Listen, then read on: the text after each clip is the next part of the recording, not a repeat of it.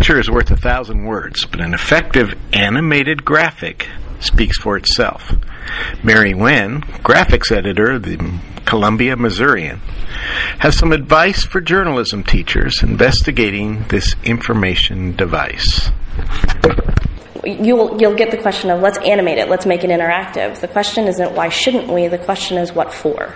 Does it add any actual value to the content that already exists? Can you present it in a static way, and can it be just as effective? Graphics become increasingly important in a world where we are constantly bombarded with visual representations of information.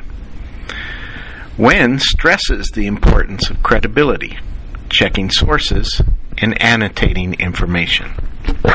Of making sure that the news graphics that can be used have as much credibility as possible. Yes. So this is where you want to use source information and make that very clear to the reader where you've got it, and you want it to be as accurate as possible. When considering the value of an animated graphic, the creator's time and the shelf life of the graphic are major considerations. Graphics like this take a lot of time. Is it worth your time? If it takes 20 hours to do this and it's only going to be valuable for 10 seconds, is it worth your time? How does Nguyen know that an animated graphic has been successful? The best animated graphics she calls time killers.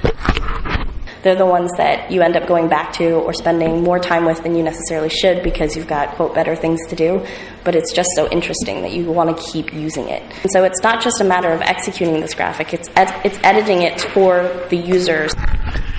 Are animated graphics intended to appeal to the emotions of the viewer, or are they primarily designed to impart content? Nguyen says that they serve both purposes. You hit at the heart, you can also really engage their mind. This is Team 6 for RJI Online.